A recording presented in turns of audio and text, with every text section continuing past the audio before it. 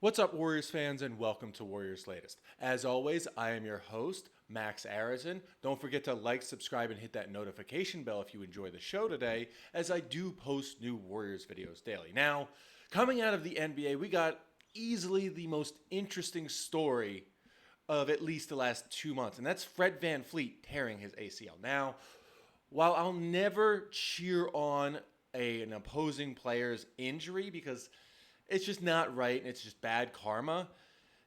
And I hate to see it to a guy like Van Fleet, who is a guy who came from nothing. He was an undrafted free agent, signed with the Raptors, and really grinded his way up to becoming the star player that he is with the Houston Rockets after winning that title in 2019 against the Warriors and him constantly being a menace to Steph Curry.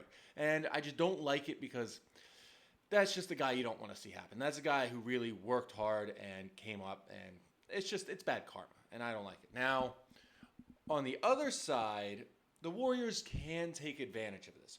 First of all, it is a situation where, all right, the Rockets, who were, well, they still are a team that the Warriors are going to have to get past.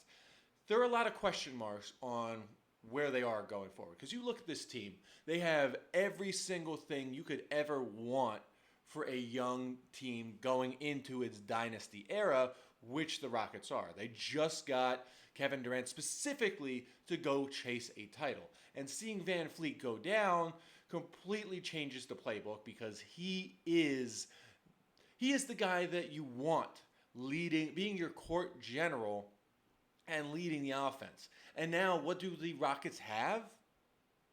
They have Reed Sheppard.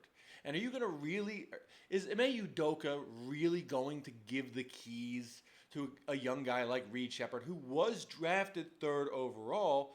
Don't get me wrong, it was just a year ago, but you got to remember, the 2024 draft is widely considered one of the weakest drafts since 2013. Now, yes, Giannis was drafted in that 2013 draft along with Steven Adams, but those top guys, aside from maybe Victor Oladipo, even though he had issues later on, those top guys that were drafted up there never really amounted to nothing. Anthony Bennett is considered one of the biggest busts in NBA history, on the same level as Michael Olowokandi, as well as the likes of Sam Bowie and so on. So the Rockets' current situation is in flux. Now you could think, like based off of who's a free agent right now, let's bring in Russell. We're the Rockets. Let's bring in let's bring in Russell Westbrook to run the offense. He's still got something left in the tank, and he wants to win a championship. That's where the issue lies because you don't know how that relationship with him and Durant is since Durant left after Game 7 of the 2016 Conference Finals when the Thunder lost to the Warriors. And one of the main reasons that they lost after Durant really started putting up a comeback effort was Russ being a bit of a ball hog and playing hero ball when Durant was he was on the money that entire, at least that end of that fourth quarter. I remember watching it, and I was so hyped because the Warriors, they'd come back from 3-1. I thought it was over after it was 73-9 season, the golden season, and they just, the Thunder looked like they owned them in every single facet. But when the Warriors came back, and it was an amazing comeback, they were running on all cylinders. But that run by Durant at the end of the fourth quarter in Game 7 of 2016, I'm not going to lie, I was sweating a bit until Russ started playing hero ball too. And that just, for what the Rockets are trying to do, that just does not work for them moving forward. Now, to the Dubs' advantage, which is the big news, at least for us, because hell, we're a Warriors show. We're not going to just talk about the Rockets. But the advantage for us is it creates opportunities. Yes, we are going to have to see the Rockets probably come playoff time, and now we don't have to deal with the defensive menacing of Fred VanVleet. We only have to deal with Amen Thompson. Now, don't get me wrong, he's still a menace too, but let's be honest, one menace is a lot better to deal with than 2. So that's a big win on our part. Now, the other big win is the fact that we have a lot of open rosters, the Warriors have a lot of open roster spaces. And that creates the advantage because now, with the Rockets scrambling, they have to find a replacement court general. Because let's be honest, they're not going to give it to Reed Sheppard. And he may become a great player, but with the Rockets, he's never going to be the player that he could become playing behind the likes of Fred VanVleet. And while it may not be this year, but in future years, VanVleet's going to be the starter. Their core, or the Rockets' core, is really set with Amen Thompson, Alperen Sengun, Jabari Smith Jr., Jashawn Tate, all those guys. And I'm not really sure how Reed Sheppard fits into that, and that's where the Warriors' advantage comes in. Again, they have a bunch of open roster space, as well as young players with good experience. And the one young player that really strikes me as a possibility in a trade for Reed Sheppard is Moses Moody. Now, again, I know that Reed Sheppard is a top 3 overall pick from a year ago, but again, it is a weak draft, and I could definitely see the Rockets being amenable, to a trade for Reed, for Moody, and maybe some draft capital. I'm not talking first rounds, but maybe multiple second round picks. And I can see that happening. And then the Warriors, on the other side, once they get Sheppard, they immediately flip him with, say, the likes of Kuminga or Buddy Hield or Pods or some sort of trade right there to get a more seasoned player, whether it be a starter or a valued bench player, to help them with their championship aspirations. And we look at possible trade scenarios for Jonathan Kuminga, and you look at it, and Moses Moody, Buddy Hield, Pods, and Kuminga, they're young players, but they don't excite you in the way that Reed Sheppard does because he's something new and shiny, and he was a top 3 pick a year ago. And I think that's going to play to the Warriors' advantage. Say they want to do a deal, bring in Sheppard, and then move him to Chicago in a potential Jonathan Kuminga deal, and get more, are able to entice the Bulls to offer a little more than they would have should it been Moses Moody or Buddy Hield along with Jonathan Kuminga in that trade. So I definitely see that as a big possibility. But aside from the likes of the Bulls, there are also numerous other trade possibilities that the Warriors can take advantage of in a Jonathan Kuminga with Reed Sheppard deal. Now we know that the Moody and the Sheppard swap has to happen.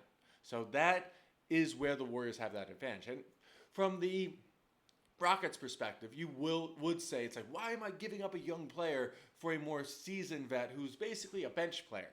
Because he's on a good contract. He saves you money, and let's be honest, in this current atmosphere, the teams like the Rockets want to find ways to save as much money as possible to extend the dynasty for as long as it goes. Now, we look at what they're going to do regarding Fred VanVleet. They're either going to take that disabled player exception, which is going to equal half of the salary of VanVleet for this year, that they can sign a player for a one-year deal, and then add a more seasoned championship player in Moody to that starting lineup, who has a decent three-point shot and is a solid defender as well. And now that he has the opportunity to really show what he has, I like that idea. He's still only 23 years old, so there is a bit of trade-off on the youth, but he still gives the Rockets a seasoned player who's been to the playoffs every single year. He's been in the league, so that's a good sign. And he's giving he has the opportunity to really grow as a player. Maybe he could be the heir apparent to Fred VanVleet as time moves on, because I believe their contracts are lined up pretty well. But again, once the Warriors get Sheppard, they can move him to another team along with the likes of Kuminga or Pods or any of those guys to bring in a more seasoned vet. Now, another team I think of as a team that would be interested in Reed Sheppard along with Kuminga is the Miami Heat, because they have a lot of assets, but you're not really sure where they're going to go. We look at Kalain Ware, we look at Bam Adebayo, Jovic, we look at Who else? Andrew Wiggins. Granted, I don't see the Warriors bringing him back. We look at Tyler Hero, and they also have the likes of, what's his name? Scary Terry Rozier as a good expiring contract that could be flipped later on in the season if things don't exactly work out. Now, I've said before that addition by subtraction is what the Warriors should go for when it comes to Jonathan Kuminga. And getting something that they can trade down the line, I think is something they can work with. So as long as they bring in Sheppard for the likes of Moses Moody and some draft capital, I think we're in business and we could solve this Kuminga situation a lot faster than the Warriors would have if they didn't have a guy like Sheppard on the roster to move around. So I like that. Now, bottom line is we can all breathe easier now. And that's because one of our biggest foes up in this upcoming season has lost their court general. Now, again, I don't like praising a guy getting injured, but it is a very big relief. It's like, oh God, I don't have to deal with this menace anymore for the rest of the season. Small victories. Now, I hope that Fred VanVleet comes back and is just as good as he is right now with that ACL tear, as I know it's tough after you tear your ACL. You just don't have that explosiveness, but small victories. Let's cross that bridge let's cross that bridge when we come to it. And we're not going to come to it until playoff time when we likely face the Rockets in a 7-game series. So count your victories, however small, but I see this being a domino effect in the right way that the Warriors can and will play to their advantage. Now, that's all we have today for Warriors Latest. As always, like, subscribe, and hit that notification button if you enjoyed the show. And if you have any other potential trade ideas with Kuminga after the Warriors acquire Reed Sheppard, feel free to comment below, as I love hearing your ideas. And as always, go Dubs.